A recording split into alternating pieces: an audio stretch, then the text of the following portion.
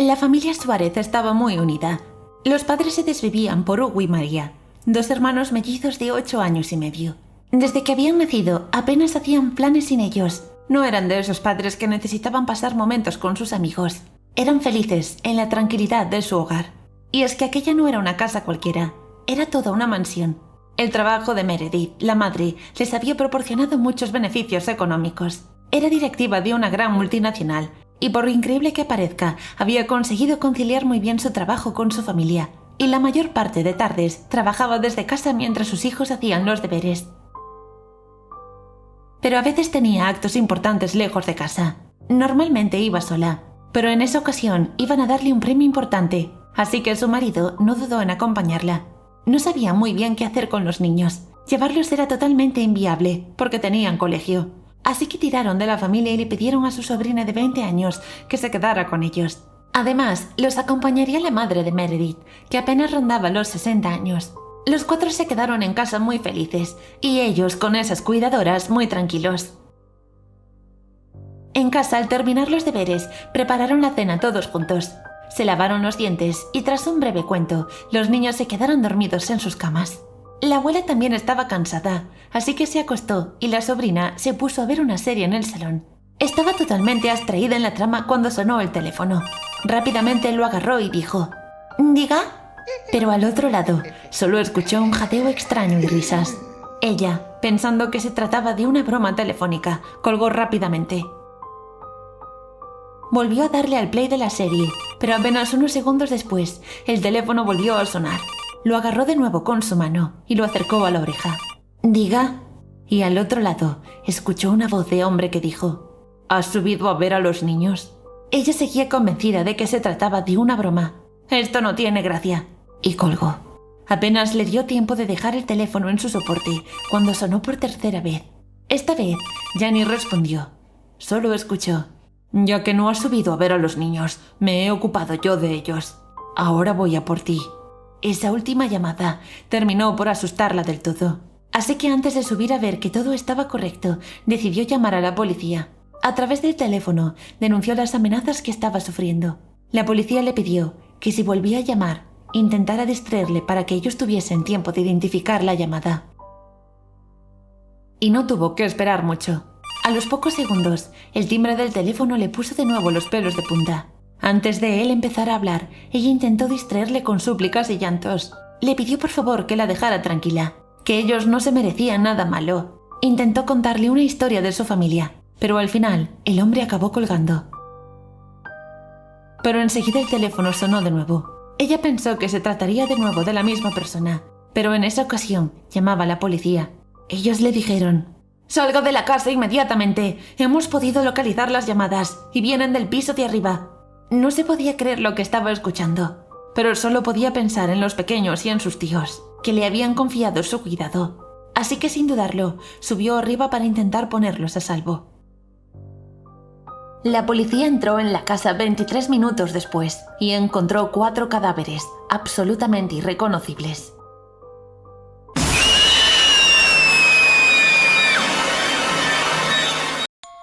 Buenas. Antes que nada, creo que debería presentarme. Me llamo Sabrina y nací en México. Os quería contar lo que me ocurrió cuando era pequeña. Son hechos que, hoy en día, siguen sin tener explicación. Mi madre falleció cuando yo nací.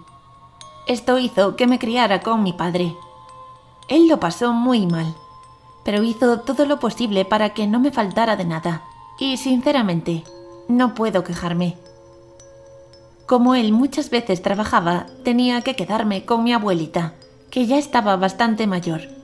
Cuando eso ocurría, no podía bajar al parque a jugar, así que aprendí a estar en casa sin otros niños y pasármelo bien igualmente.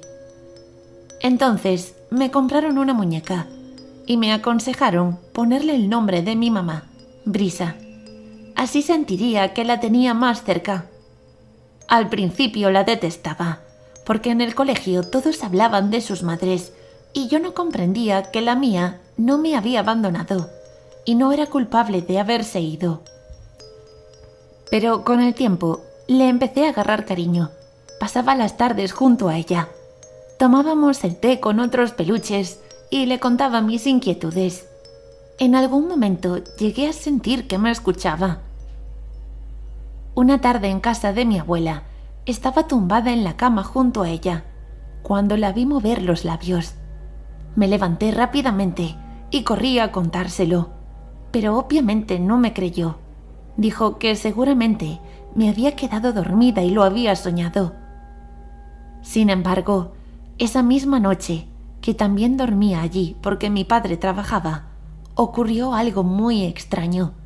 Me acosté abrazada a la muñeca como siempre, mientras mi abuelita me arropaba y me daba un beso en la frente. Entonces cerré los ojos y comencé a marearme. No podía abrir los párpados, os lo prometo. Lo intenté con todas mis fuerzas.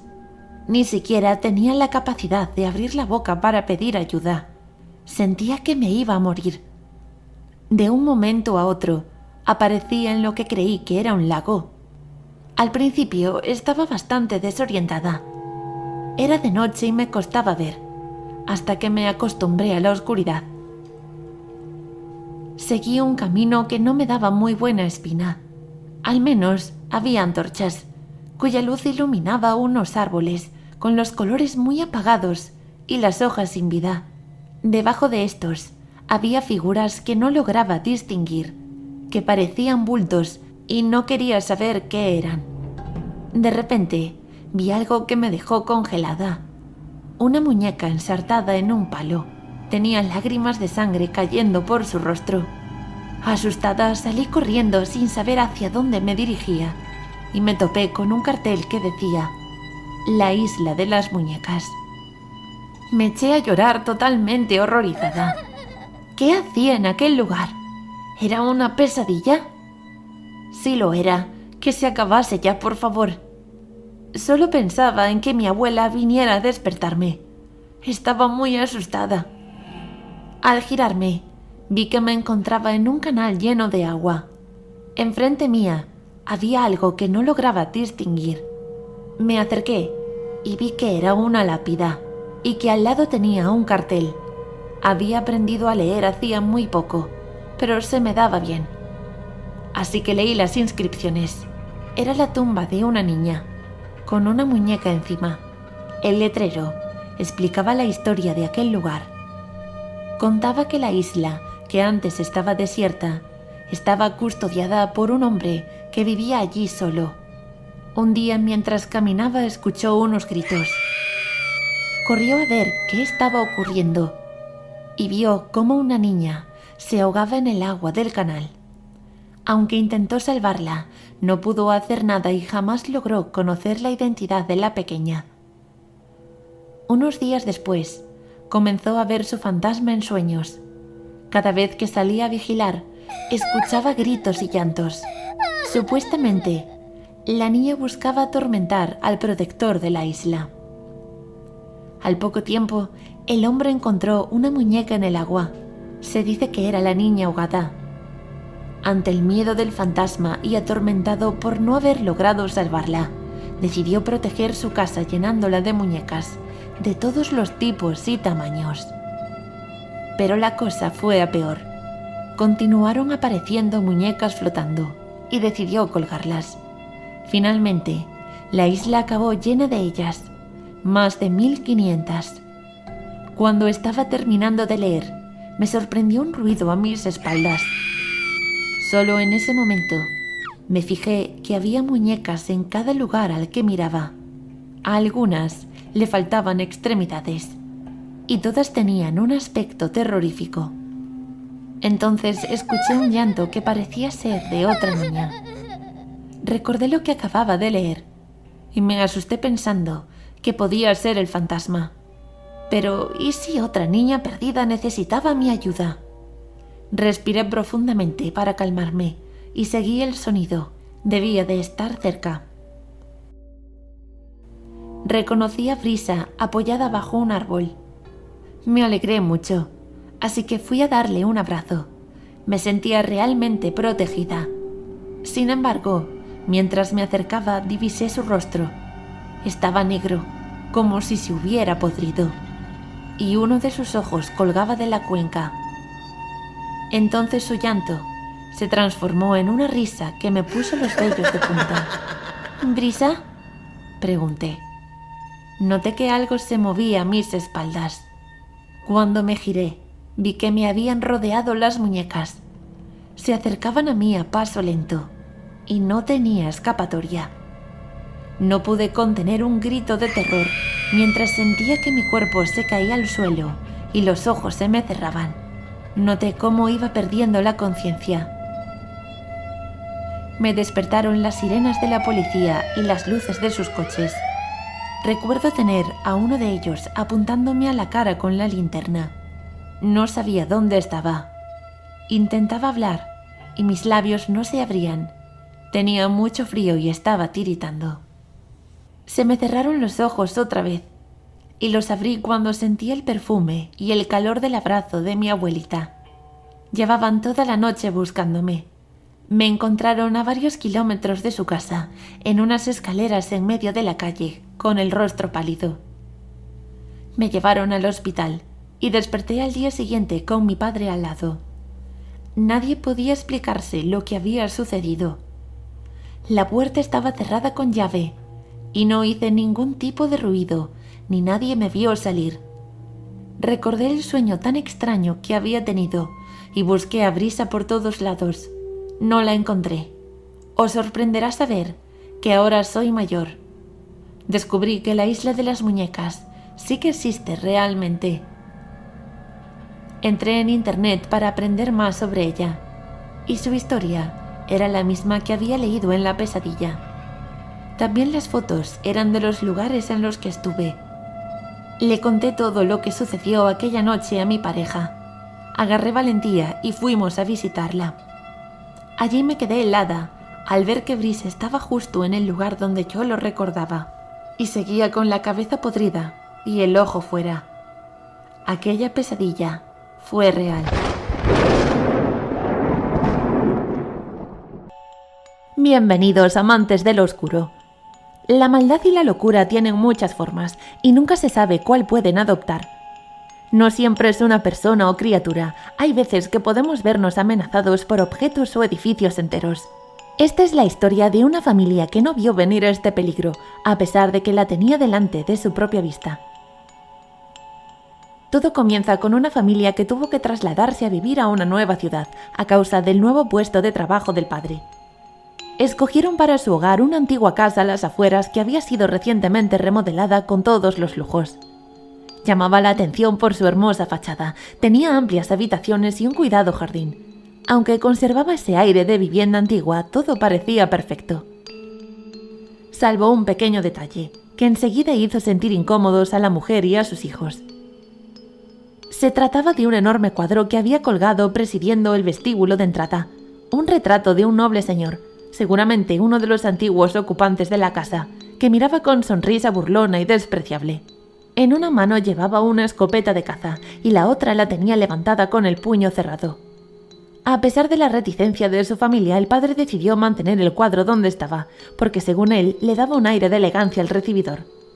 Además estaban inmersos en la mudanza, aún quedaban muchas cosas y muebles por llevar. Ya se ocuparían más adelante de organizar todo y decidir qué se quedaba y qué no. Pero a la mañana siguiente sus planes se rompieron por la tragedia. Al despertarse el marido se llevó una terrible sorpresa. Su mujer yacía muerta a su lado. Al parecer había sufrido un infarto mientras dormía. Él no se percató y no pudo hacer nada por ayudarla. Sumidos en el shock, la familia enterró a la fallecida y volvieron a casa, sin darse cuenta de que el hombre del cuadro ahora tenía uno de los dedos de la mano extendido. Intentaron superar la tristeza y seguir adelante con la mudanza, pero días después volvió la desesperación cuando de pronto el pequeño de la familia enfermó gravemente y tuvo que ser hospitalizado. Todo sucedió muy rápido, y a la mañana siguiente el padre regresó derrotado a casa a decirle a sus hijos que su hermano había muerto. Por primera vez se fijó de reojo en el cuadro.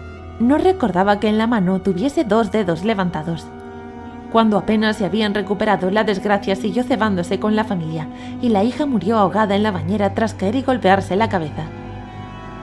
En medio de aquel infierno, el padre se fijó nuevamente en el cuadro.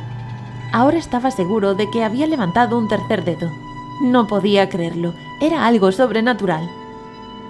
Ese ser y aquella casa estaban acabando con ellos, uno por uno. Pero si lo contaba, ¿quién iba a creerle? Desesperado, comenzó a darse a la bebida y le acabaron despidiendo del trabajo. Pronto se quedarían sin dinero y tendrían que abandonar la propiedad. Él y el único hijo que le quedaba se quedarían en la calle sin hogar. Pero la casa y el hombre del cuadro no les iban a dejar escapar tan fácilmente. Por el abandono de su padre, el chico también comenzó a meterse en problemas, y un día, tras cometer un robo, se estrelló con su coche al fugarse, perdiendo la vida. El padre se quedó vacío, roto por dentro. Ya no le quedaba familia alguna ni nada por lo que vivir. Y todo por culpa de aquel maligno hombre del cuadro, que ahora sonreía más que nunca, con una mueca siniestra y los 4 dedos levantados. Lleno de ira, el padre se hizo con cerillas y un bidón de gasolina, dispuesto a quemar aquel objeto diabólico. Al intentarlo, el fuego se extendió rápidamente por toda la casa, pero el retrato parecía repeler las llamas. Cuando los vecinos descubrieron el incendio, llamaron a los bomberos, pero ya era demasiado tarde. El padre había muerto carbonizado. Al día siguiente revisaron los escombros de la casa, por si se podía rescatar alguna de las pertenencias de la familia. Absolutamente todo había sido reducido a cenizas. Lo único que encontraron fue un enorme cuadro con el retrato de un antiguo noble preparado para cazar, con la mano derecha levantada y los 5 dedos extendidos. ¿Cómo estáis, amantes del oscuro? Hoy viajamos a México para traeros la leyenda que hay detrás de la calle del niño perdido. Era el año 1659 y don Adrián de Villacaña, un hombre rico y poderoso, viajó de Europa a América con su pequeño hijo Lauro, después de la muerte de su esposa. Cuando llegó a Nueva España, lo que ahora conocemos como México, compró una gran casa y contrató a varios sirvientes. Después de un año, el señor Villacaña fue diagnosticado de una rara pero grave enfermedad. Pero a él, lo que le asustaba no era la muerte, sino dejar a su hijo completamente solo. Así que decidió buscar una nueva esposa lo antes posible. Muchas mujeres se presentaron ante don Adrián, pero ninguna logró impresionarlo, hasta que conoció a doña Elvira. El hombre quedó prendado de ella, y como sabía que tenía poco tiempo, decidió pedirle matrimonio 3 días después de conocerla. Rápidamente, la mujer se fue a vivir con ellos. Sin embargo, el niño no se sentía cómodo con ella. Le pidió a su padre que echara a aquella mujer de casa, advirtiéndole de que era mala. Pero el hombre, creyendo que todavía era difícil para el pequeño aceptar que alguien tomara el papel de su madre, le animó a conocerla mejor. Pasaron los meses, y la situación con Elvira y Lauro no mejoraba. Discutían todo el tiempo. La estancia en la casa llegaba a ser insoportable con los gritos, hasta que por fin, un día, todo se llenó de silencio. Algo había pasado. El niño había desaparecido. Era de noche cuando los sirvientes le dijeron a don Adrián que no encontraban al pequeño. Villacaña le dijo a su esposa que su hijo estaba desaparecido. Sin embargo, la mujer apenas se giró a mirarlo, respondiéndole de manera déspota y grosera que a ella no le importaba. Don Adrián quedó horrorizado, pero en ese instante lo más importante era encontrar al pequeño. Así que sin perder tiempo organizó un grupo de búsqueda. Todos salieron con antorchas por la noche gritando desesperados el nombre del niño. Pasaron las semanas y Lauro no aparecía. El hombre cada día estaba más angustiado. Sin embargo, su mujer actuaba como si nada hubiera pasado, paseando por las calles con sus vestidos caros con una sonrisa perversa. Esa misma tarde, el hombre empezó a encontrarse mucho peor, cuando sucedió la esperada tragedia. Don Adrián falleció sin haber encontrado a su pequeño. A partir de entonces, doña Elvira quedó como única heredera de todas sus riquezas. No obstante, nadie la quería. Todos la culpaban de las tragedias que habían sucedido en su casa. Nadie acudía a sus fiestas ni la visitaban, lo que provocó que Elvira cayera en la locura. Así fueron transcurriendo los años hasta que un día, mientras una de sus sirvientas le traía el desayuno, Elvira empezó a gritarle que ella no había matado al niño. Segundos más tarde, después de un horrible ataque de locura, la señora se lanzó por la ventana. En ese momento cayó una llave al suelo. La sirvienta la agarró y junto a sus compañeros de trabajo fueron uno por todos los muebles de la casa para ver de dónde era aquella llave. De pronto una puerta que siempre había permanecido cerrada se abrió sola. e inmediatamente una peste horrible invadió el ambiente. Allí dentro había un baúl. Se acercaron y probaron la llave. El objeto se abrió y los sirvientes lanzaron un grito de terror. Dentro estaba el pequeño Lauro maniatado y con la boca tapada con uno de los pañuelos de doña Elvira. A partir de entonces, nadie quiso entrar en ese lugar y la calle fue apodada como la calle del niño perdido.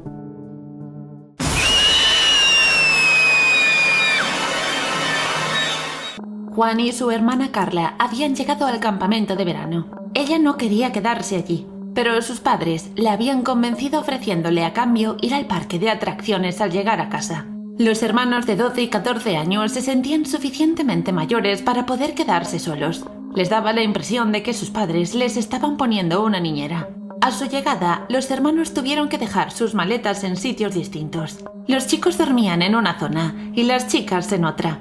Al pasar los días, la impresión de Juan del campamento había cambiado mucho. No había solo niños pequeños, sino también muchos chicos de su edad y más mayores. Los monitores eran bastante jóvenes y todos los días realizaban actividades en la naturaleza muy divertidas.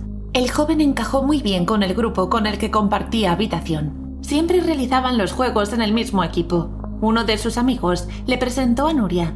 Aquella chica era sin duda la joven más fascinante que había conocido en su vida. Fue un flechazo a primera vista. Era inteligente, aventurera, divertida, bondadosa. Todos los adjetivos se le quedaban cortos. Y por suerte, Nuria pensaba lo mismo de él, por lo que muy pronto se hicieron novios y no se separaban en todo el día. En todo este tiempo, Carla no quería participar en ninguna actividad. Siempre decía que estaba cansada y que no le apetecía.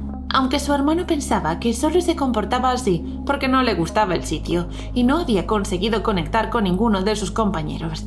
Sin embargo, Carla comenzó a adelgazar mucho, tanto que en una semana parecía que había adelgazado 8 kilos. Estaba muy pálida y apenas comía. Juan se enfadó con ella y le dijo que tenía que alimentarse, pues de lo contrario acabaría enferma de verdad.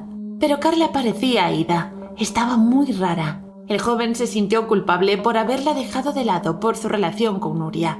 Había hecho sentir a su hermana sola y triste, así que intentó pasar más tiempo con ella. Ahí fue cuando se dio cuenta de que Carla no fingía. Algo debía ocurrirle, ya que al día siguiente pidió que la fuera a ver un médico. Informaron a sus padres de que su hija sería atendida por un sanitario y le indicarían si debería volver a casa o no. Cuando el médico atendió a la joven, afirmó que estaba así por desnutrición, porque ella misma había decidido no comer. No tenía ninguna enfermedad. Era una llamada de atención, ya que no estaba a gusto en aquel lugar. Por lo tanto, los monitores intentaron animarla para que socializase con sus compañeros y que se involucrase en las actividades. Sin embargo, cada día, Carla se consumía más y más. Juan, decidido a encontrar una explicación, se coló en la habitación de las chicas mientras todos estaban desayunando. Revisó la mochila de su hermana por si tenía algo escondido. Incluso revisó su cama. Y de repente hubo algo que le llamó la atención. En la funda de la almohada había unas pequeñas manchas oscuras. Parecía sangre seca. Quiso verla mejor y notó que pesaba mucho. Demasiado para ser solo una almohada. Agarró unas tijeras y cortó la funda. Las plumas superiores volaron. Y de pronto, Juan soltó la almohada de sus manos con un grito. En el fondo, en medio de las plumas, había un animal monstruoso de patas peludas. Parecía una garrapata gigante. Estaba tan hinchado que parecía que iba a reventar.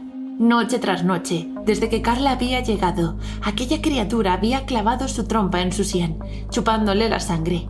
La herida era tan fina y pequeña que en la cabeza era casi imperceptible. Durante días había consumido a su hermana. ¿Podrías tener un bicho así debajo de tu almohada?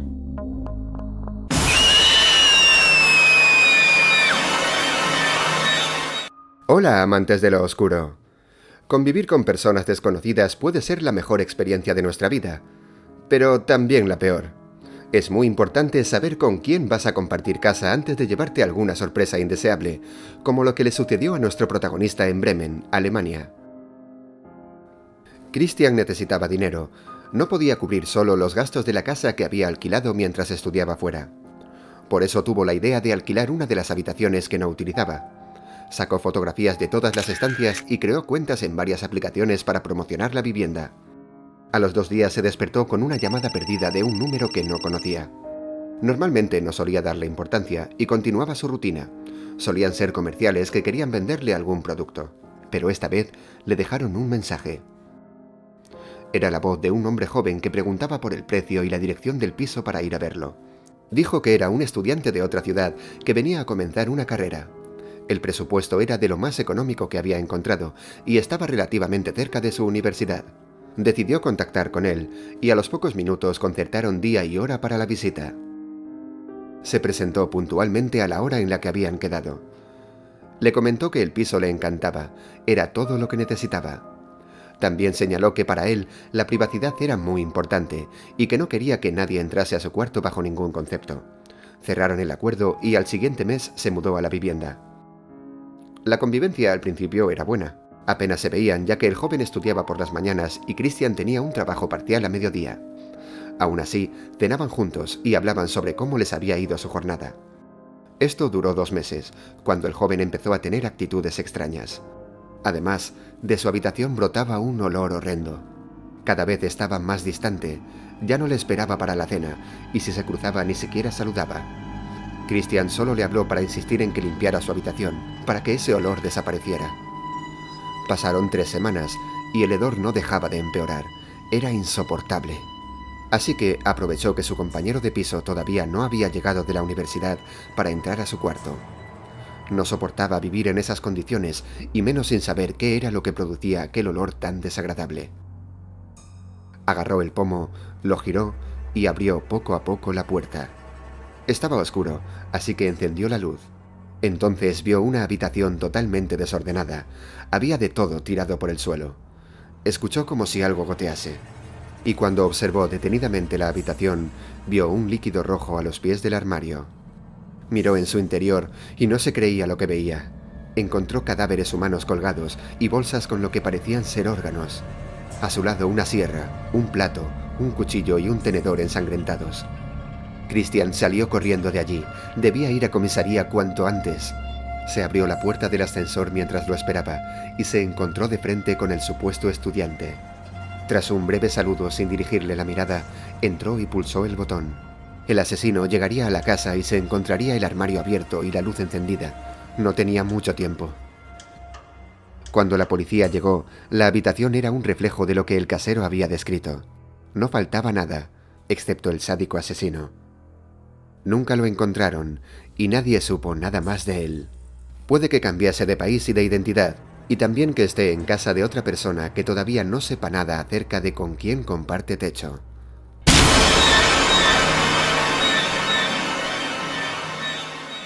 Hola, amantes de lo oscuro. Seguro que estáis deseando escuchar nuevas historias de terror. Como sabéis, en México hay cientos de leyendas que nos trasladan a otras épocas y nos hacen temblar. Hoy hablaremos de una de ellas. Ocurrió en un lugar cercano a lo que hoy conocemos como La Lagunilla, en el centro de la capital. Era una noche oscura pero tranquila, en la cual el padre Agustín Aparicio se dirigía a una reunión con algunos de sus feligreses y amigos. En la zona todos lo conocían como el predicador de la palabra de Dios, y cuando se encontraban con él le besaban la mano y le prometían donar cosas para los pobres. Es por eso que su camino llevó más tiempo de lo normal. La calle era angosta y estaba empedrada, no había más luz que la poca que reflejaba la luna. Iba pensando en la reunión con sus amigos. Después de un largo día le apetecía desconectar. Normalmente jugaban a las cartas e incluso apostaban a alguna cosa, pero a menudo eran interrumpidos por las súplicas de los vecinos. Siguió caminando y de pronto escuchó los pasos de alguien que lo venía siguiendo. Había cruzado ya por las calles más transitadas. Era raro que alguien le siguiese tan de cerca y de forma tan apresurada. No miró atrás por si se trataba de un maleante que quería llamar la atención, así que siguió con paso firme hacia su destino. Pero pronto salió de dudas. Una voz de hombre lo llamó. «Padre, disculpe». Él giró la cabeza y vio 2 angustiados muchachos. Respondió preguntando qué sucedía, y entonces ellos le contaron que había una mujer moribunda cerca de allí que deseaba confesarse. Nunca había visto a esos jóvenes, pero sin poner excusa alguna, el sacerdote accedió y les pidió que apresuraran el paso. Ellos lo ayudaron a subir una carreta que los esperaba y le indicaron al cochero que los llevara a la casa de aquella mujer. Recorrieron varias calles y al llegar a su destino ayudaron al padre a bajar y tocaron la puerta. Una señora de baja estatura, despeinada y con la cara agachada les abrió.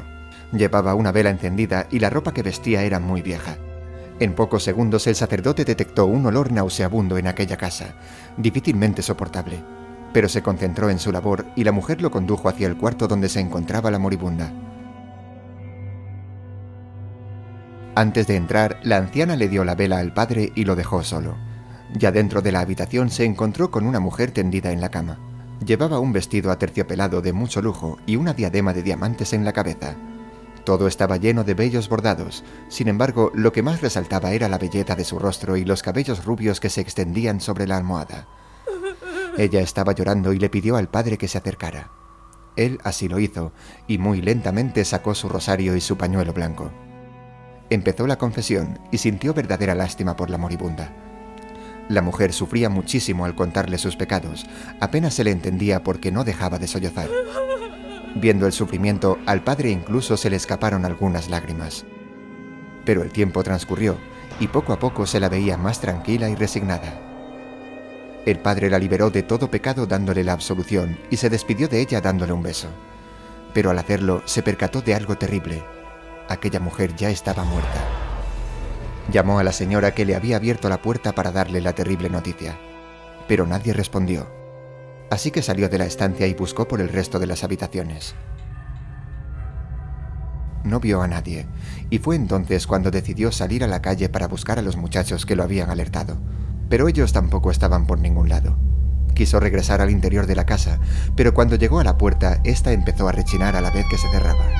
Intentó mantenerla abierta, pero no pudo.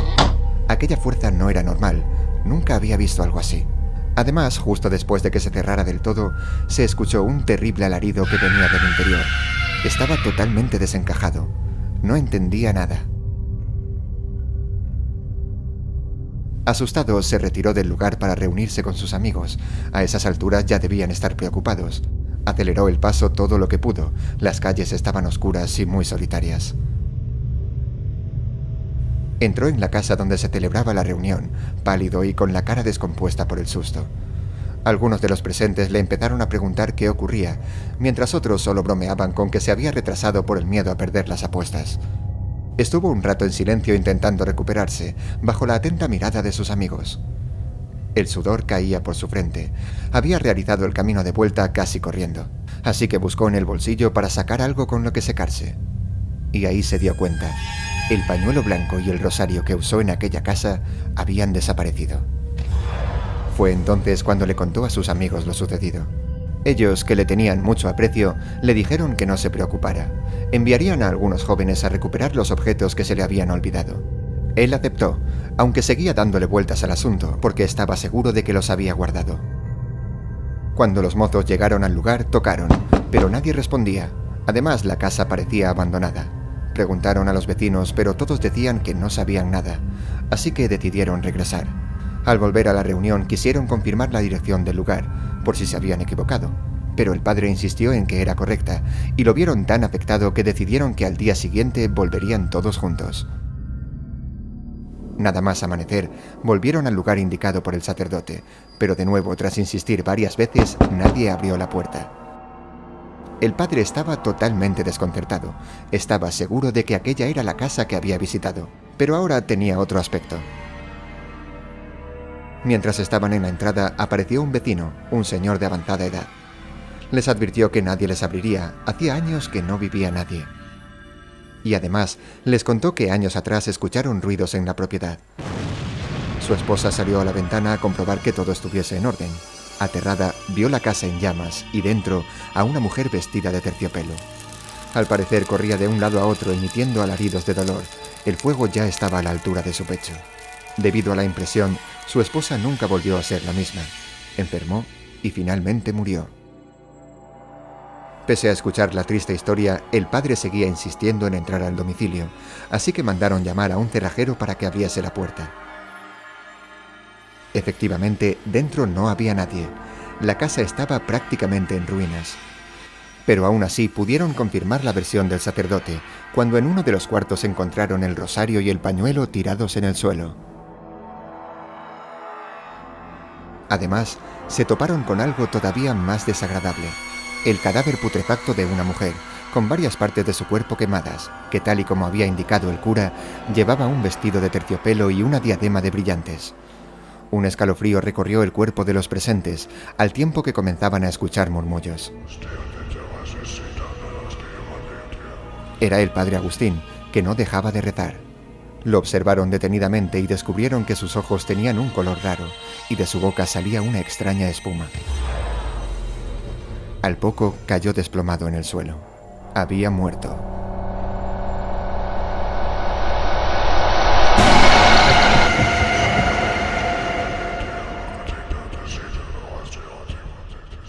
Todo empezó con la llegada de Pedro, el nuevo enterrador de un cementerio de Madrid. El anterior había desaparecido 2 días antes.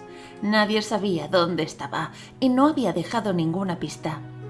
Y aunque la investigación se estaba llevando a cabo, alguien debía sustituirlo rápidamente. Nada más llegar, se encontró con una gran cantidad de tumbas que cavar. Llevaban un retraso de 48 horas, las que habían estado sin personal.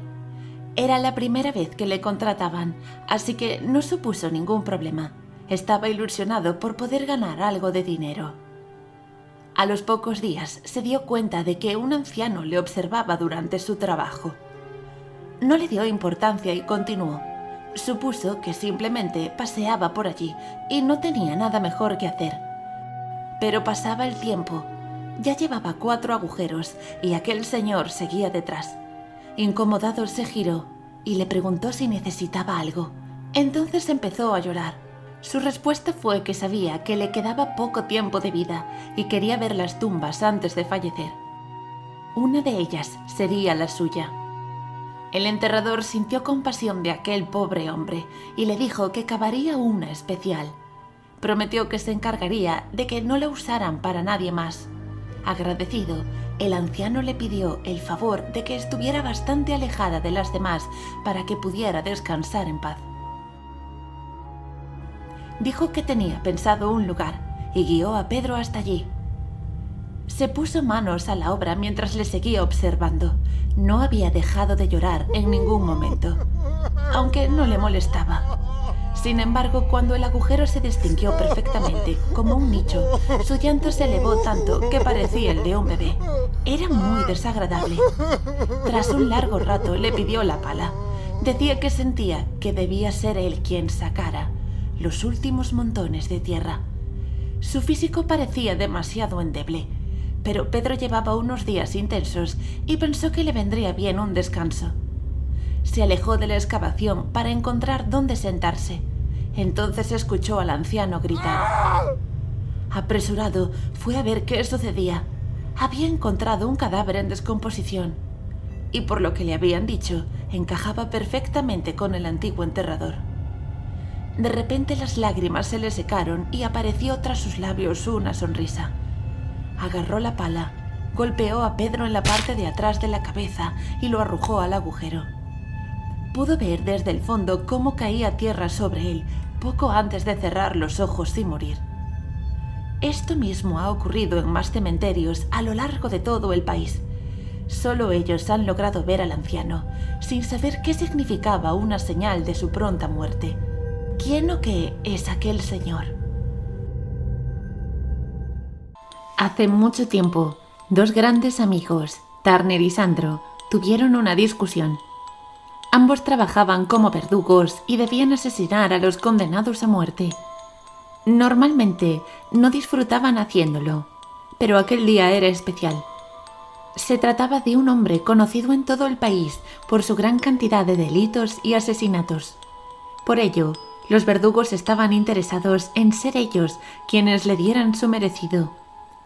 Turner jugó sucio para ser el héroe que ejecutase al malhechor y mintió sobre los pecados de Sandro, acusándolo de tramar un plan para asesinar al rey. Logró que este último fuera encarcelado y se quedó él con el trabajo. Una vez decapitó al condenado, bajó a la celda a liberar a su amigo, pero este se había quitado la vida. Observó la habitación. Descubrió que antes de morir, Sandro escribió en la pared con su sangre: «Volveré para vengarme». Desde entonces, Turner no logró pasar una noche sin soñar con su antiguo compañero. Tenía fijada en el subconsciente la imagen de Sandro, encerrado entre rejas mientras se desangraba. Unos años después, comido por el sentimiento de culpa, decidió ir a visitarlo al cementerio. Se arrodilló ante la lápida de Sandro y comenzó a llorar y rezar por su alma. Pero el arrepentimiento no fue suficiente, ya que al levantarse para regresar a su casa, escuchó la voz del difunto diciéndole que su hijo iba a morir a causa de su mentira. Sin embargo, él no tenía ningún descendiente, así que pensó que había sido una alucinación. De repente, una mano cadavérica salió de la tierra. Se quedó perplejo, mirándola fijamente, mientras seguía emergiendo el resto del esqueleto. Estaba seguro de que era su viejo amigo. Corrió hacia su hogar asustado, y nada más llegar, vio a su esposa llorando de felicidad. Ella le dio la noticia de que estaba embarazada. En ese momento, recordó lo que le había dicho Sandro en la tumba. Sintió pánico por primera vez en su vida y comprendió lo que estaba a punto de suceder. Cerró la puerta con llave y obligó a su esposa a que se encerrara en la habitación sin darle explicaciones. Turner se encontraba en la entrada, empuñando su hacha y esperando al esqueleto cuando escuchó el grito de su amada. Llegó rápidamente a su habitación y la encontró arrinconada, mientras Sandro se acercaba a ella.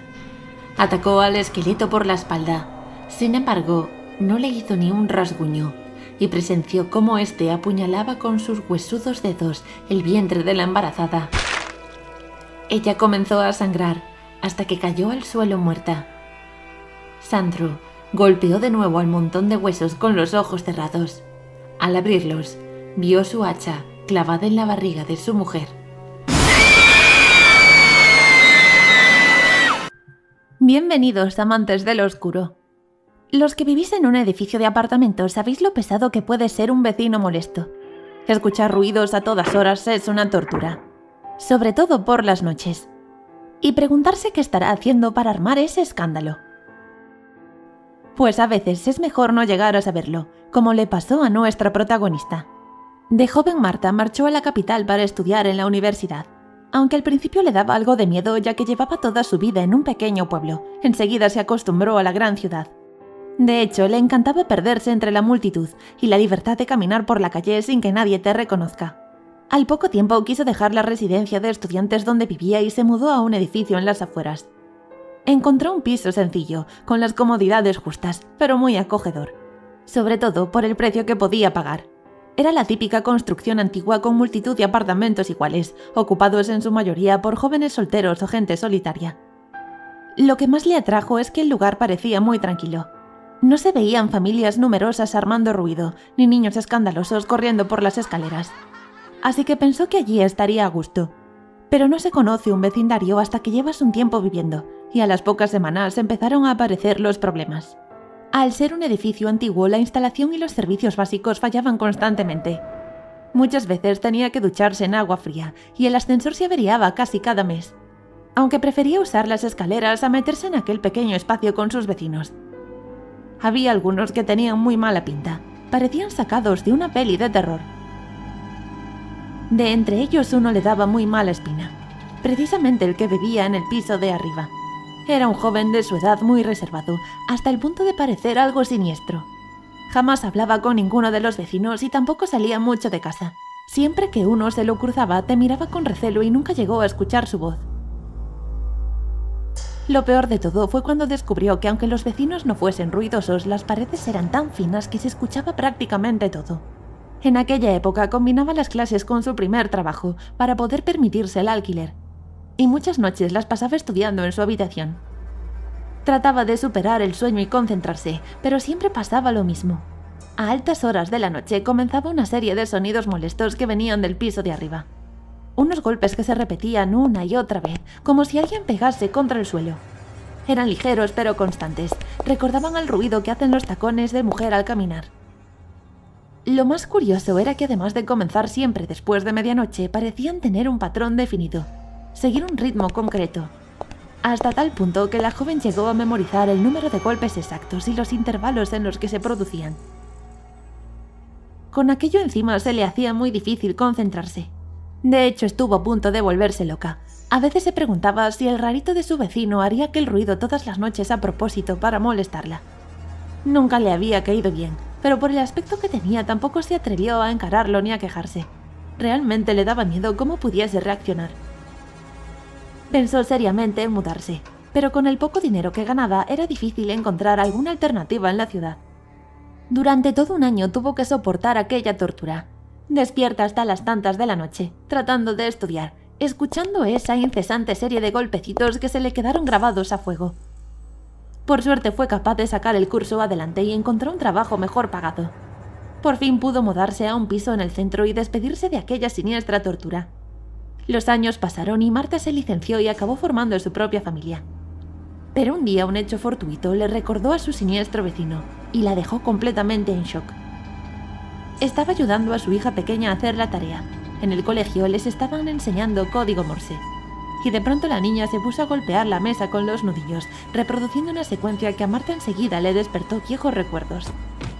Era el mismo sonido que escuchaba en su apartamento de soltera y un escalofrío le recorrió la espalda. Inmediatamente le preguntó a la pequeña qué significaba eso.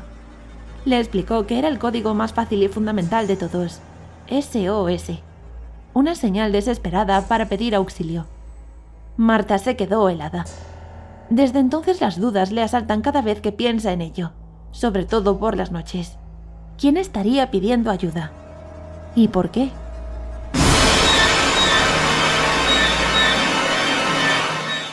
Recuerdo la noche que cumplí 14 años. Nos encontrábamos esperando a que volviera a casa mi padre. Mi madre y yo estábamos sentados junto a la chimenea charlando y vigilando que la cena se mantuviera caliente en el fuego. Por fin oímos su voz y sus enérgicos golpes en la puerta, y mi madre se levantó a abrirle.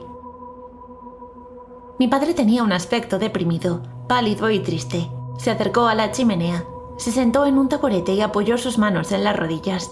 Mi madre estaba nerviosa y le preguntó si le había pasado algo. En ese momento él la miró con pesar y le dijo: «No voy a andar con rodeos contigo, querida, pues a lo mejor ya me queda poco tiempo. He visto al gato blanco». Mi madre se puso pálida de repente y se persignó. Después, tratando de reponerse, le preguntó si estaba bromeando. Mi padre le aseguró que no bromearía con algo así. Había visto un gran gato blanco con ojos verdes y el lomo arqueado como un puente. Mi padre terminó su relato, en voz baja y con la vista fija en el fuego. Mi madre se había dejado vencer por el pánico y se puso a rezar. Yo estaba también terriblemente asustado y con ganas de llorar, pues sabía lo que significaba la aparición del gato blanco. La razón de que mi padre tuviera ese terrible presentimiento era debido a que todos los miembros de mi familia que habían recibido un encuentro similar morían poco después, como si se tratara de un aviso de su muerte inminente. Aquella profecía no había fallado nunca, y no falló tampoco esa vez. Una semana después, mi padre cayó enfermo con mucha fiebre y murió antes de un mes. Hace ya 80 años que esta maldición está asociada a mi familia. Hablé hace tiempo con parientes ancianos que recordaban con nitidez todo lo relacionado con este caso. Ocurrió de la siguiente manera. Mi tío abuelo era en aquel tiempo propietario de la vieja granja de Dranguñol. Era rico, pero el dinero no ablanda un corazón duro, y por desgracia, él era un hombre cruel. En aquella época vivía en las montañas una bonita muchacha. Su familia no era adinerada, pero ella era tan hermosa que muchos hombres estaban interesados en ser su pareja, como lo estaba mi tío abuelo. Él se enamoró, pero finalmente se portó mal con ella. Le prometió que sería su esposa y la convenció para que se fuera con él. Sin embargo, después se cansó de ella y acabó casándose con una joven que tenía una gran fortuna. De esta manera se hizo todavía más rico, y su antigua pareja murió con el corazón destrozado. Una noche volvía a casa después de una feria. Cuando estaba llegando a la granja vio deslizándose lentamente por el terreno una cosa blanca que se movía rápidamente y desapareció en la oscuridad. Tenía que pasar al lado de un ramaje de roble, pero en ese momento el caballo se paró en seco. Mi tío abuelo le gritó. Se bajó para llevarlo de las riendas, pero el animal reculó. Él volvió a montarlo. Estaba muy enfadado por la resistencia del animal y empleó con saña el látigo. De repente el caballo se puso en movimiento y mi tío abuelo, al pasar bajo el ramaje del roble, vio claramente junto a él a una mujer con el brazo extendido. Al pasar por su lado, ella le dio un fuerte golpe en la espalda que le hizo dar con la cabeza sobre el cuello del caballo. El animal, aterrorizado, llegó corriendo a la puerta de la casa del hombre. Más muerto que vivo, mi tío abuelo entró. Contó su historia, pero aseguró que no había reconocido la cara de la mujer. Sin embargo, cuando habló con el sacerdote, le dijo que era el fantasma de su expareja, a la que había abandonado y había muerto de pena. Desde aquel momento mi tío abuelo no volvió a recuperarse, y poco después murió. En el velatorio, el cadáver se colocó en una pequeña habitación. Después lo dejaron solo mientras hacían los preparativos para enterrarle. Al acercarse a la cama, una de las sirvientas salió de la habitación con un grito. Dijo que el hombre tenía la cabeza levantada y estaba mirando fijamente a la puerta, con los ojos abiertos. Uno de los trabajadores de la granja la acusó de estar loca. Otro le dijo que había sido su imaginación al entrar en la habitación oscura.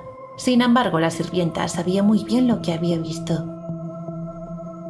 Una anciana de la familia pidió una vela para poder comprobar ella misma qué estaba ocurriendo. La anciana comenzó a rezar todo lo deprisa que le permitían sus labios y encabezó el grupo con la vela en las manos. La mujer no había avanzado más que unos pasos cuando paró en seco. Había un gato blanco sobre el pecho del cadáver. Preguntó a todos quién le había dejado entrar y de quién era, pero nadie contestó. No era un gato de la casa, ni nadie lo había visto nunca. De repente el gato se colocó sobre el cojín que había junto a la cabeza del cadáver y tras lanzar una mirada a todos los presentes fue deslizándose lentamente a lo largo del cuerpo, maullando despacio pero ferozmente conforme se acercaba. Todos salieron de la estancia despavoridos, cerrando bien la puerta tras ellos. Durante los 2 días que velaron el cuerpo en casa, cada vez que alguien entraba en la habitación el gato estaba encima del cadáver. Daba igual todas las precauciones que tomasen y cuántas veces lo echaran de allí. El animal volvía a aparecer acompañando al difunto. Desde ese momento, el gato blanco se aparece a mi familia cuando alguien está a punto de morir. Es como si fuera el mensajero de la muerte. Creemos que es el fantasma de la exnovia de mi tío abuelo, que toma esa forma cuando se presenta. Cada miembro de nuestra familia que muere en Drangunyol ve antes al gato blanco y sabe que ya le quedan pocos días de vida. No estoy seguro, pero creo que he visto una cola blanca alrededor de mi casa. ¿A quién busca esta vez?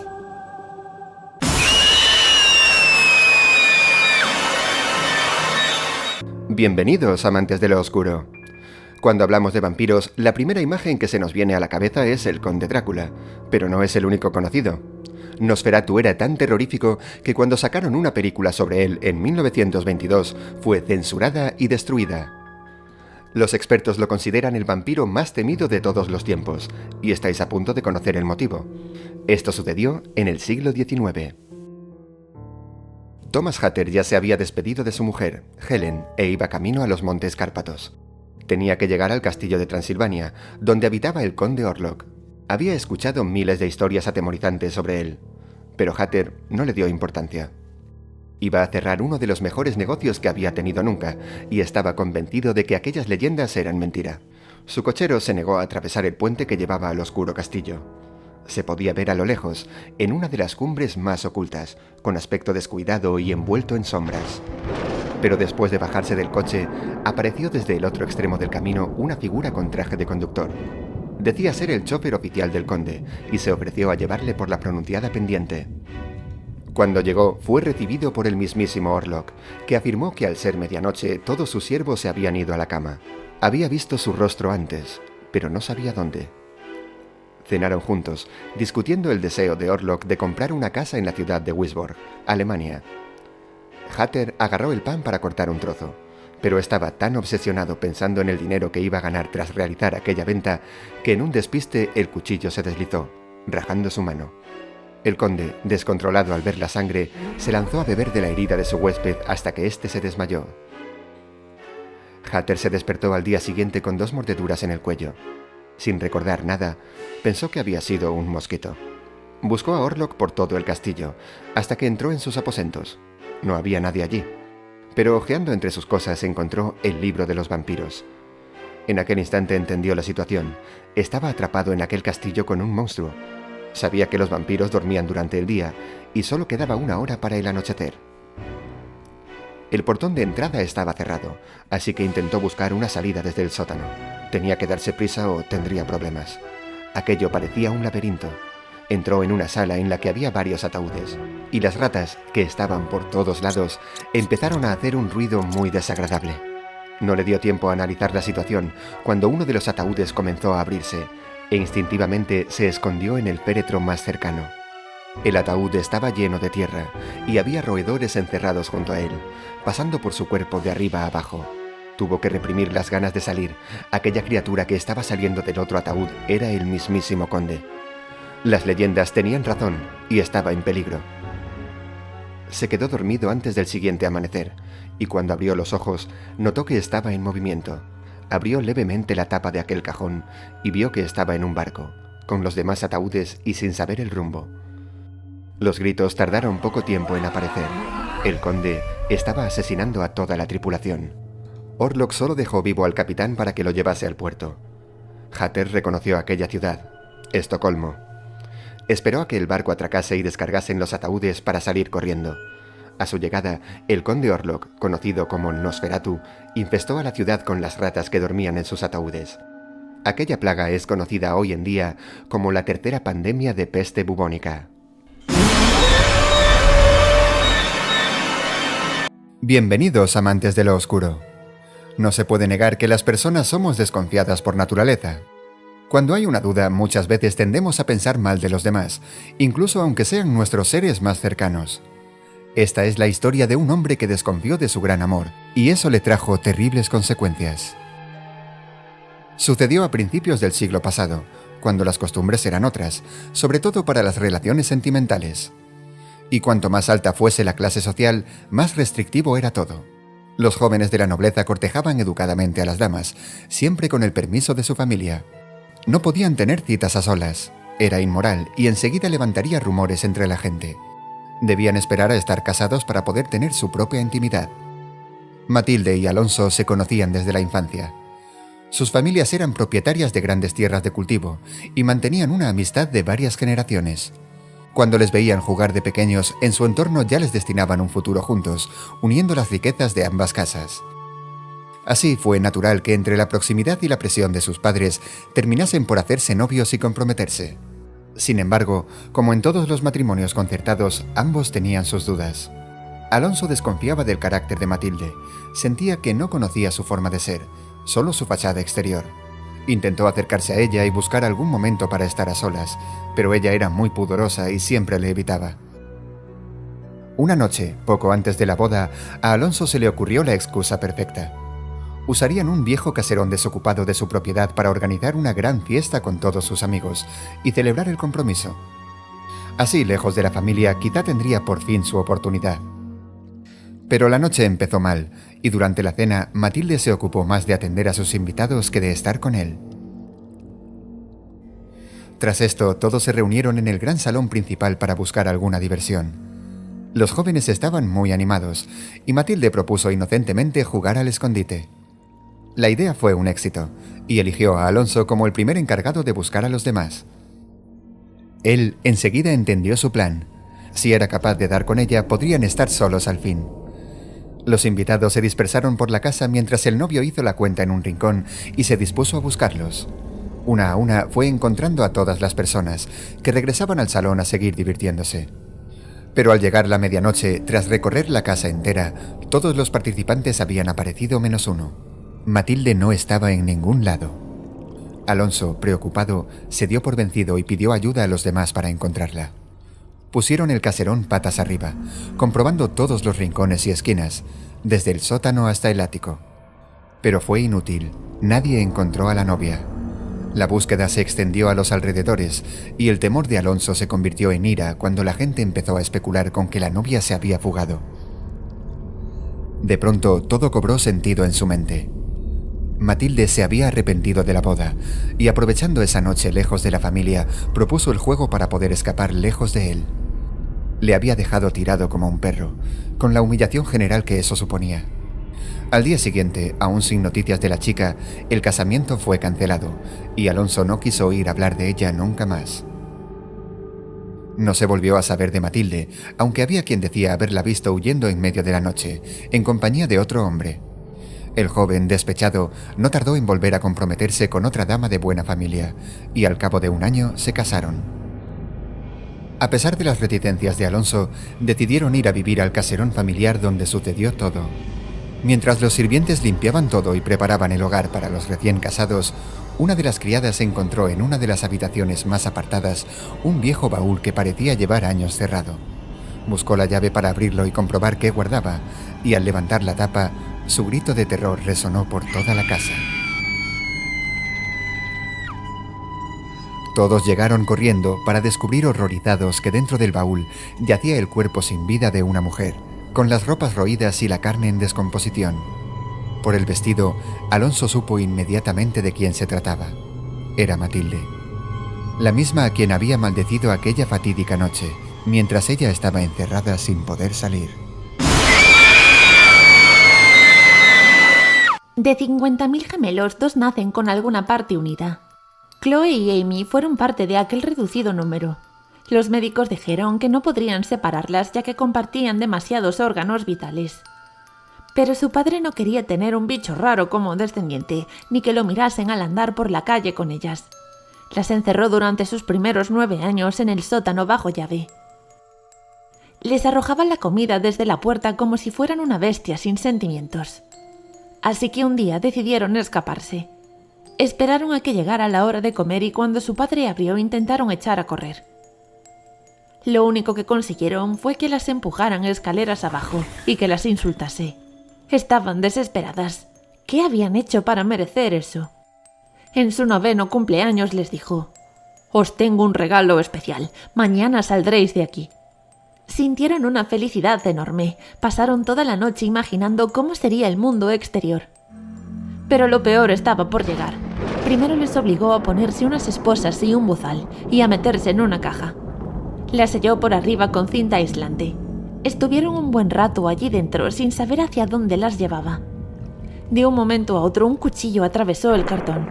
Un rayo de luz les indicó que había llegado la hora de ver el exterior. Pero al salir se dieron cuenta de que no iban a ser libres. Estaban encerradas en una jaula. Al otro lado había un señor vestido con una bata blanca y anotando algo en una libreta. Fue hacia ellas y les quitó el bozal. Cuando le pidieron auxilio se echó a reír. Ordenó que se calmasen y explicó que era un científico.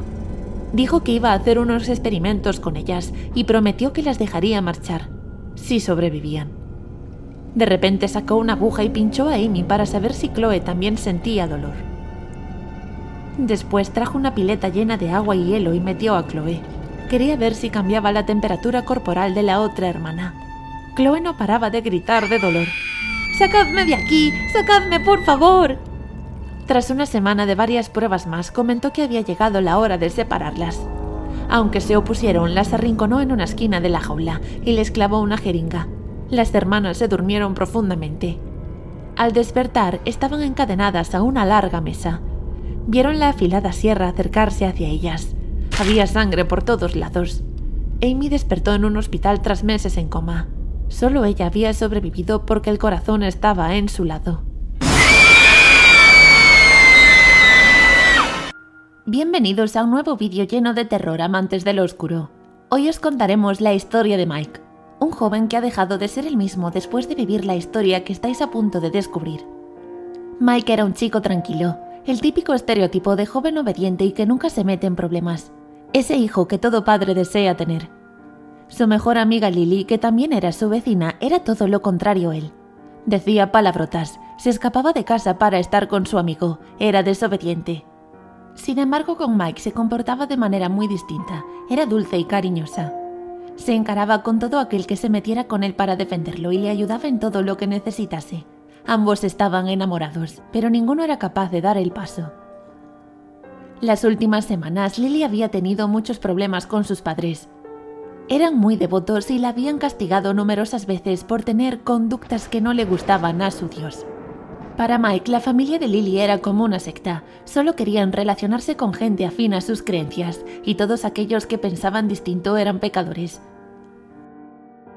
La situación de su amiga empeoró aún más cuando en una fuerte discusión le gritó a sus padres cosas horribles para ellos.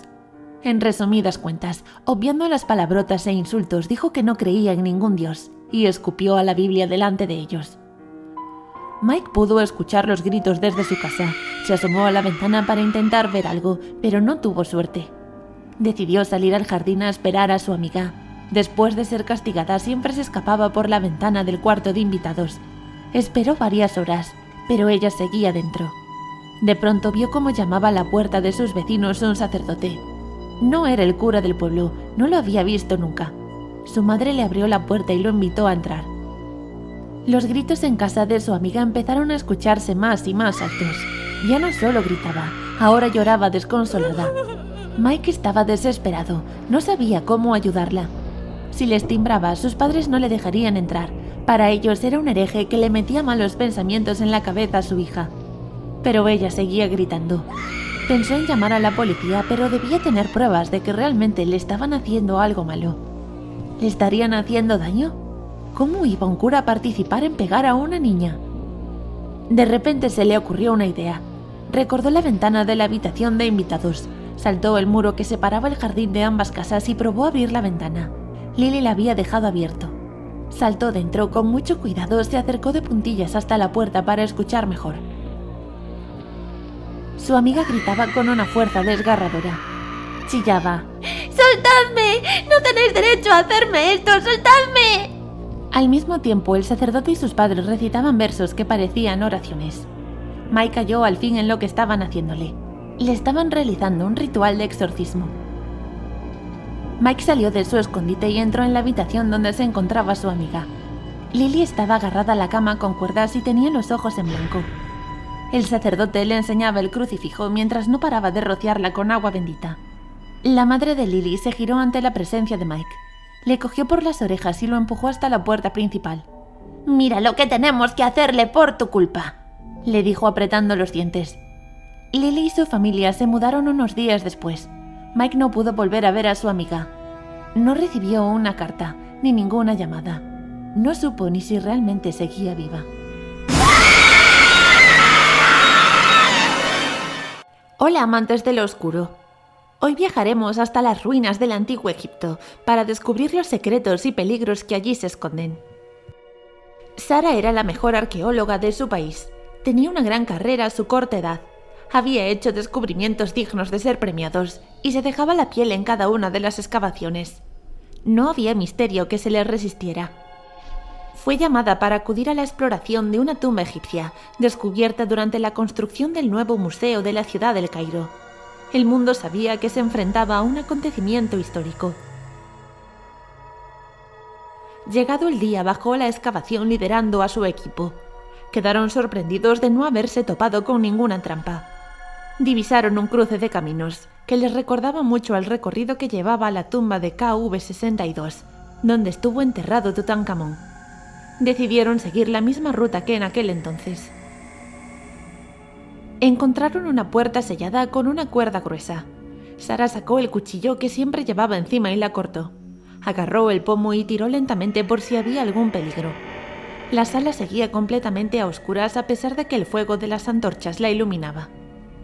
Uno de sus compañeros tomó la iniciativa de entrar el primero, pero al poner un pie dentro de aquella habitación algo crujió bajo la suela de su zapato. De repente, una fuerte avalancha de escarabajos negros se abalanzó sobre ellos. Cuando aquella tormenta de insectos cesó, pudieron ver el suelo y las paredes de oro macizo de aquella cámara. Tras asegurarse de que no había trampas, se acercaron al sarcófago. Al levantar la tapa, una nube de ceniza comenzó a brotar del interior. Acabó envolviendo toda la sala y se hacía imposible respirar. Por suerte, Sara siempre llevaba su máscara de gas en la mochila. Vio cómo sus compañeros caían al suelo uno a uno. Respirar aquella sustancia les quemaba los pulmones. Fue la única superviviente. Consiguió volver al exterior con las pocas fuerzas que les quedaban tras haber respirado algo de ceniza. Perdió la conciencia nada más salir y tuvo que ser hospitalizada. Tardó varios días en despertar. Cuando abrió los ojos, tosió sin parar hasta que salió de su garganta lo que parecía ser la pata de un escarabajo. Los médicos decidieron dejarla ingresada. Su temperatura corporal rozaba los 40 grados. Un día la piel comenzó a picarle, y al rascarse la pierna escuchó un crujido. Tenía un bulto extraño en ella. El picor se le extendió por todas partes, y cada vez que se rascaba algo crujía dentro de su cuerpo. Hizo un gran esfuerzo para levantar la cabeza y poder mirarse. Algo no andaba bien. Pequeños bultos le cubrían de arriba a abajo. Parecía que se movían. Notó algo moverse dentro de su frente hasta la parte superior de su cabeza. Entonces un fuerte dolor le hizo llamar desesperadamente a los enfermeros antes de perder el sentido. Falleció durante la operación. Los médicos encontraron crías de escarabajo por todo su cuerpo. Mientras entraban a la tumba, uno de los insectos había colocado huevos bajo su piel. Según la autopsia, una de las crías devoró el cerebro desde dentro. Como sabéis, son muchos los amantes de lo paranormal. Como vosotros, disfrutan con el miedo y los sucesos inexplicables. Así era Lucas, y esta es su historia. Sus padres le inculcaron el interés por estos temas. Desde pequeño le leían cuentos de miedo antes de dormirse, y él, lejos de asustarse, adoraba ese momento del día. También solían escaparse al bosque o a lugares lúgubres. Era algo tan natural que nunca se paró a pensar que pudiese tener consecuencias. Cuando se hizo adulto, su interés fue yendo y viniendo. Se pasaba temporadas leyendo muchos libros o viendo series de terror, y otras en las que se olvidaba del tema. Consiguió un trabajo como contable y, aunque no le encantaba, le permitía vivir bien, y pudo comprarse su propio apartamento. Poco a poco fue decorándolo, hasta que pudo instalarse. Entonces se aficionó a un programa de televisión en el que varios investigadores exploraban lugares tenebrosos en busca de espíritus. Su parte preferida era el fenómeno de la voz eléctrica, cuando los investigadores se graban haciendo preguntas en una habitación vacía. Luego, al escucharlas, oían voces que en el momento no habían sido percibidas. Y precisamente viendo uno de esos programas, a Lucas se le ocurrió comprar una grabadora digital. Absorto en la rutina diaria, se olvidó del asunto hasta que el transportista tocó a su puerta con su nueva adquisición. Esa misma noche la probó. Después de leerse de arriba abajo cómo llevar a cabo el ritual, se quedó hasta bien entrada la madrugada haciendo preguntas al aire. Con los primeros rayos de sol decidió descansar un rato. Al despertarse, lo primero que hizo fue escuchar la grabación. Había visto muchos programas y pensaba que muchos de ellos estaban trucados, así que lo hizo con poca esperanza de encontrar nada interesante. Sin darse cuenta, Lucas había dejado el aparato grabando mientras dormía. Cuando lo supo, le hizo gracia pensar que simplemente se oirían sus ronquidos. Pero encontró en esa grabación más de lo que esperaba. Rebobinó hasta un punto al azar y se puso a escuchar. En los primeros 30 segundos no había nada, pero después percibía el sonido de sábanas moviéndose. Agudizó el oído. Oía también una voz. Después de escucharlo varias veces lo descifró. Decía: «Te veo». Estaba totalmente en shock. Su cabeza no paraba de dar vueltas. Pensaba en si habría hablado en sueños, pero esa voz no parecía la suya. Siguió escuchando durante horas y distinguió 4 frases más. «Está ahí. Vigílenlo. Te veo y no puedes escapar». Lanzó la grabadora encima de la cama muy asustado. ¿Qué era lo que acababa de escuchar? No le encontraba ningún sentido, pero necesitaba comprobarlo de nuevo, ver si esas voces seguían ahí una noche más. Así que se fue a dormir temprano y dejó grabando de nuevo el aparato. Se despertó a las 2 de la mañana con una tremenda sensación de peligro. Lanzó al aire la siguiente pregunta: ¿hay alguien conmigo? No recibió respuesta, y aunque le costó, consiguió conciliar de nuevo el sueño. Por la mañana revisó la grabación, y lo primero que escuchó ya lo asustó. Era su puerta abriéndose. Estaba seguro de que había cerrado con llave, pero el sonido no dejaba lugar a dudas. Alguien había abierto. Después de eso vino la primera voz. «Está ahí». La siguiente fue peor todavía. Se escuchaba: «Mátenlo, ahora». Y acto seguido él mismo preguntando si había alguien en la habitación. Lo peor de todo es que su pregunta también tuvo respuesta. 50 de nosotros estamos aquí. En ese punto ya estaba totalmente aterrorizado. A la semana siguiente puso su casa en venta y se mudó. Desde entonces, Lucas siente constantemente que está siendo vigilado y le cuesta mucho descansar. Su consejo es que nunca os grabéis mientras dormís.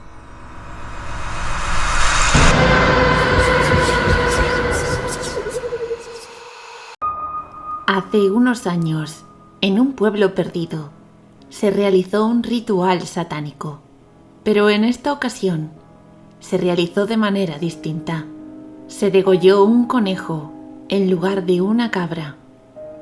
Con su sangre se dibujó un pequeño círculo en el suelo, rodeando un crucifijo de madera. Para finalizar, se colocó el animal muerto en el centro, sobre la cruz, y entonaron un cántico que no desvelaremos por vuestra seguridad.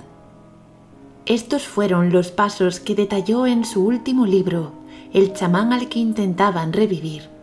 En vida, había logrado milagros como curar la ceguera y las enfermedades más extrañas. Sin embargo, el resultado no fue el que se esperaba. Tras una enorme llamarada, el conejo desapareció del círculo. No se quisieron dar por vencidos y sacrificaron 10 conejos más para hacer un pacto con el diablo, pero no consiguieron nada. Los días siguientes, todos aquellos que realizaron el ritual fueron brutalmente asesinados, y todos, de la misma manera, les habían cortado el cuello. Parecía que este suceso no había tenido ninguna consecuencia, hasta que Linda y su grupo de amigos decidieron ir a una casa en el campo. Querían celebrar que habían acabado los exámenes. Llevaban unos meses sin salir apenas y necesitaban una noche de desconexión. Tras un largo viaje en coche, llegaron a su destino. La vivienda era más grande de lo que parecía en las fotos. Allí había un hombre esperándolos para darles las llaves, como habían hablado. Para ellos, lo mejor de aquel lugar era que no había cobertura. Su decisión había sido desconectar, y así se veían obligados a hacerlo al 100%. Avisaron a sus familiares de que no se preocuparan y no les llamasen. Ellos lo harían cuando volvieran.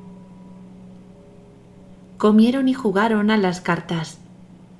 Unas horas después decidieron ir a la piscina. Pasaron una tarde inolvidable, llena de risas. Y lo mejor de todo, solo entre ellos, sin aparatos electrónicos de por medio. Se había hecho tarde e hicieron la cena. Pusieron el carbón que habían comprado en una barbacoa. Tenían todo tipo de carne: cerdo, pollo, chorizos y conejo. Como iba a tardar en hacerse, dejaron la comida en la parrilla y se reunieron en el salón a hablar y pasar el rato. Pero al volver, observaron que la carne de conejo había desaparecido. No solo la que estaba cocinándose, también la que estaba en la bolsa. No le dieron mucha importancia, ya que en el campo cualquier animal hambriento se lo podría haber llevado. Por si acaso, se quedaron cerca de la barbacoa e hicieron el resto. Cenaron, aunque se quedaron con un poco de hambre. Era el momento de empezar la fiesta y acostarse tarde. Tenían que aprovechar la oportunidad. Pasadas unas horas, uno de ellos comentó que había visto moverse algo a través de la ventana. Pensó que había sido el animal que se había llevado su comida. Así que agarró un cuchillo y salió en su busca. Su intención era cazarlo y comérselo, a modo de escarmiento. Además, aún quedaba carbón. Pero tras 5 minutos se escuchó un grito de dolor. Todos estaban seguros de que era la voz de su amigo y rápidamente fueron a buscarlo. No encontraron nada más que unas pequeñas manchas de sangre en el suelo del jardín. Se encerraron en la casa asustados. Al poco, alguien pegó en la puerta y abrieron rápidamente. Les sorprendió ver que aquel que había llegado no era su amigo, sino un conejo con la altura de un humano, los ojos rojos y una cicatriz en el cuello. Tenía algo en la mano que no se veía bien por culpa de la oscuridad. Era la cabeza del joven, con una expresión de pánico, aún goteando sangre. Los amigos se quedaron en shock, intentando asimilar lo que estaban viendo. Entonces cerraron rápidamente y agarraron las herramientas que encontraron para usarlas como arma: cuchillos, pinzas de la chimenea y barrotes puntiagudos que había tirados en una habitación. Pasaron toda la noche asustados. A pesar de que no había cobertura, hicieron varios intentos de llamar a la policía. Los teléfonos ni siquiera comunicaban, estaban solos ante el peligro. No pudieron dormir y a cada ruido que escuchaban se giraban alarmados y con las armas levantadas. Solo temblaban y lloraban. Se sentían desprotegidos, aunque ganasen en número. En un instante de valentía, miraron por las ventanas y, aprovechando que no había nadie, se montaron en el coche y salieron rápidamente. Querían llegar a la comisaría y denunciar lo que le había ocurrido a su amigo. Tenían tanto miedo que no podían ni hablar entre ellos. Se dedicaban a mirar fijamente al infinito y temblar.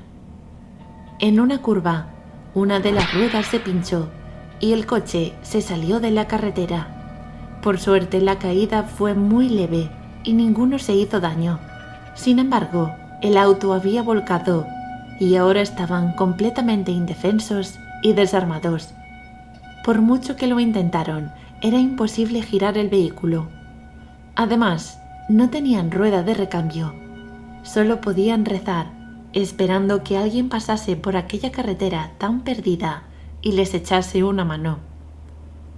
De pronto, divisaron dos ojos rojos en la oscuridad. Encendieron las luces de los móviles y vieron la figura del conejo. Esta vez estaba cubierto de sangre y empuñaba un machete. Los jóvenes intentaron correr, pero las piernas no les respondían del miedo. Los que lograron alejarse no tardaron mucho en desplomarse por el pánico. Sabían que estaban perdidos. Gritaron pidiendo ayuda. Sin embargo, se encontraban tan alejados de la civilización que mientras lo hacían, sabían que era inútil. El conejo se acercaba lentamente, mostrando una brillante sonrisa que deslumbraba la luz de las linternas. Varios días después, una familia que se dirigía a la misma casa encontró el coche volcado. El olor era tan insoportable que rastrearon un poco la zona para conocer la causa y dieron con los cuerpos. Todos tenían el cuello cortado. Volvieron rápidamente y alertaron a la policía. No encontraron a ningún culpable ni sospechoso, más que al dueño de aquella casa, al que interrogaron en diferentes ocasiones. Solo había un elemento en común, además de que habían sido cruelmente degollados. La ropa que llevaban tenía algo grisáceo que mandaron a analizar: pelo de conejo. Varias personas afirmaron haber visto a aquel extraño sujeto en diferentes partes del mundo, totalmente separadas y sin ningún tipo de conexión, solo con un factor en común: un conejo había sido dañado. Hola, amantes de lo oscuro. Hoy viajaremos hasta Carson, la capital del estado de Nevada, Las Vegas. Vamos a conocer una terrorífica historia que tuvo lugar durante la víspera de Reyes de 2012, cuando Mike tenía 9 años. Ese año todo iba a ser diferente. Era la primera Navidad que no pasaban con su hermano, por culpa de aquel accidente hacía 3 meses. Tenían una tradición. Como él era el mayor y dormía en la parte de abajo de la litera, la noche de los Reyes Magos se levantaba primero y se encargaba de despertar a Mike para abrir los regalos juntos. Todavía faltaban 24 horas para ese momento, pero en la familia se notaba la tristeza de que faltaba uno. Nochebuena y Nochevieja fueron horrendas. Ni siquiera comieron con sus familiares. Se quedaron la madre y el padre y Mike en casa sin celebrar nada. Se levantó temprano y comenzó a hacer deberes. Al día siguiente iba a estar jugando con los regalos, así que era mejor dejarlos hechos.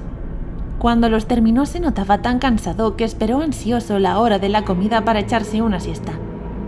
Al levantarse eran ya las 9 de la noche, por lo que se imaginó que no dormiría apenas. Sin embargo, se equivocaba. Cenó sobre las 10:30 y se acostó a las 11.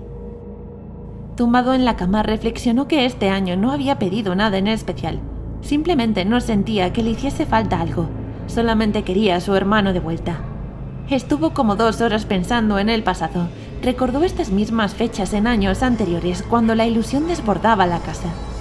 Se levantaban los dos lo más temprano posible para abrir los regalos que habían pedido mientras su padre les grababa desde una esquina del salón, para que lo viesen cuando crecieran. Se durmió sin darse cuenta. Tuvo unos sueños muy extraños. Mike era plenamente consciente de todo lo que hacía e incluso podía decidir lo que hacer y elegir las palabras que usar. Entonces visualizó a una persona a la que no pudo reconocer a tanta distancia. Comenzó a acercarse. Parecía que estaba en una especie de habitación, sentado sobre la parte de abajo de una litera. No podía creerlo, era su hermano, parecía demasiado real. El hermano miró a Mike y le preguntó por su vida durante los meses que llevaban sin verse. No le pudo contar nada en especial. Entonces le preguntó si quería ir con él. No lo entendió al principio. ¿Ir a dónde?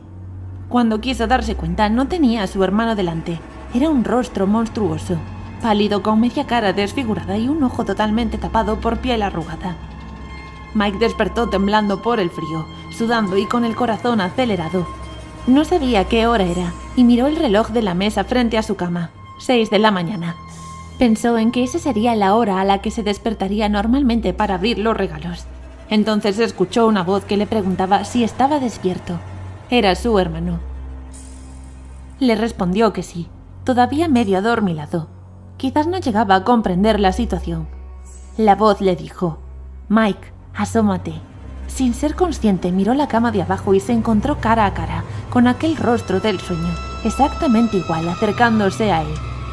No pudo contener un grito que despertó a sus padres, que entraron corriendo a la habitación y encendieron la luz. Tras preguntarle qué había pasado, trataron de tranquilizarlo, diciendo que había sido una simple pesadilla. Su madre le dijo que bajara a desayunar y a abrir sus regalos. Al marcharse dejaron la luz encendida. Mike decidió bajar de la cama todavía temblando, y entonces fue cuando se fijó. La cama de su hermano todavía estaba deshecha. ¿Hasta qué punto había sido un sueño? Era su primer día en el nuevo instituto. Cruzó la puerta de la entrada con 1000 ojos puestos en su espalda, pero estaba segurísima de sí misma. Así que pisando fuerte, atravesó el largo pasillo que la llevaba hasta su clase. Los demás la miraban curiosos. Hacía años que nadie de fuera del pueblo iba a aquel centro.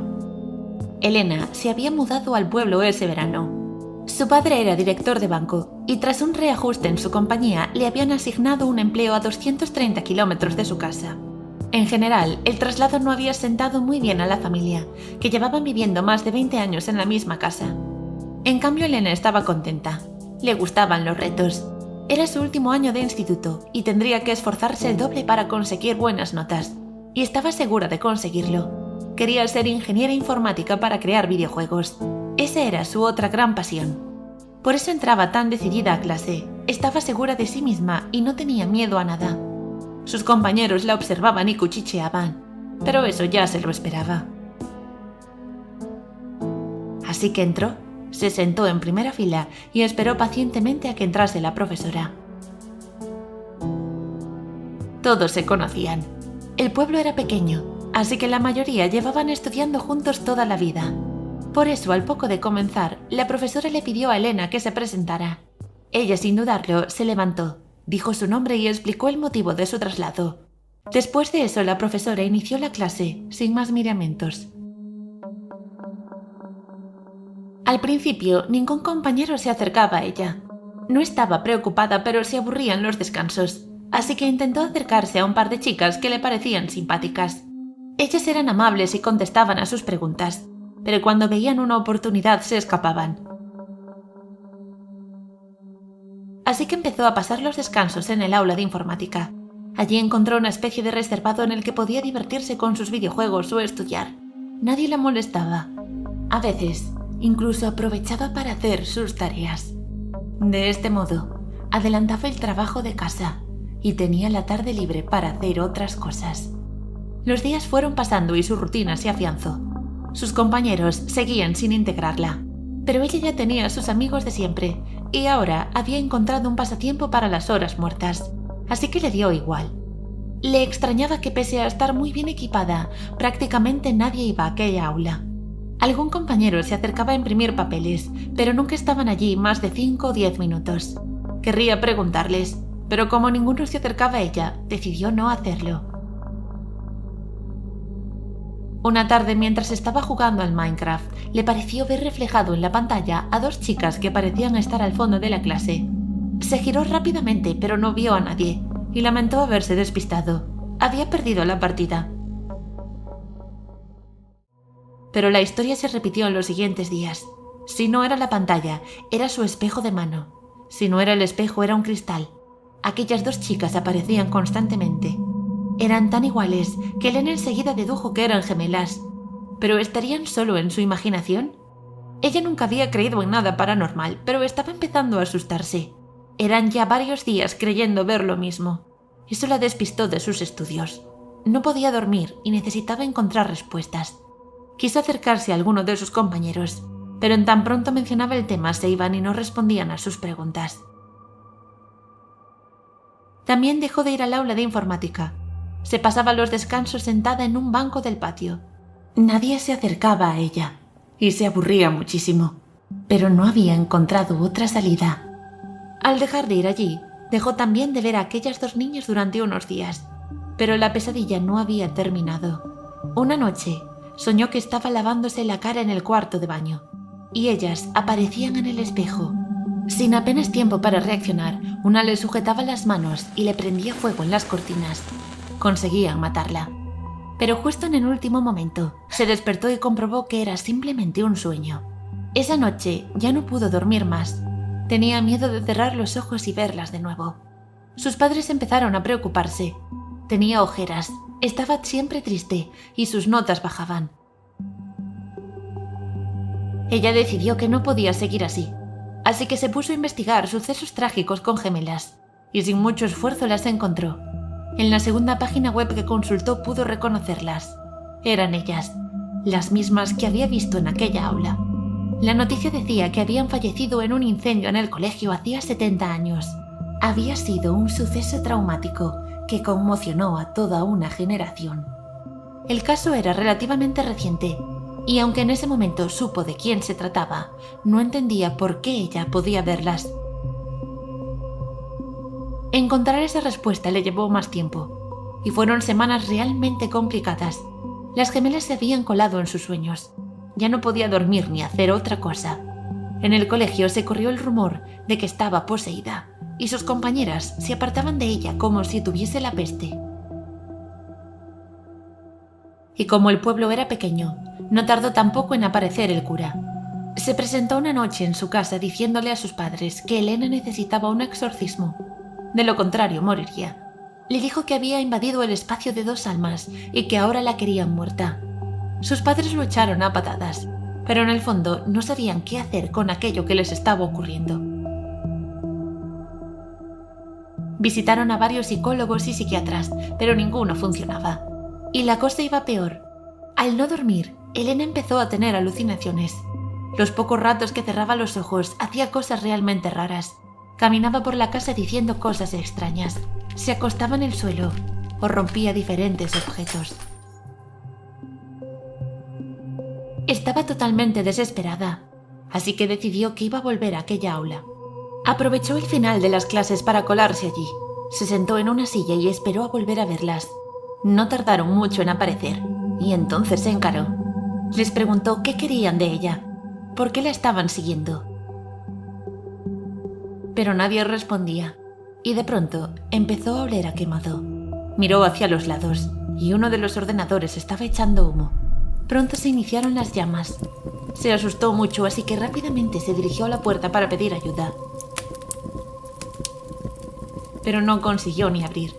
Estaba completamente bloqueada. El humo pronto comenzó a inundarlo todo, y ella poco a poco iba perdiendo conciencia.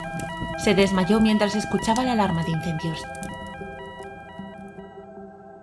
Los bomberos consiguieron rescatarla con quemaduras importantes en el 50% de su cuerpo. Nadie pudo explicar la causa del incendio, aunque en realidad todos sabían lo que había ocurrido. Elena consiguió recuperarse de sus heridas físicas, pero nunca de las psicológicas. Dejó de ver a las gemelas, pero sus padres se fueron del pueblo, y el aula de informática quedó clausurada para siempre.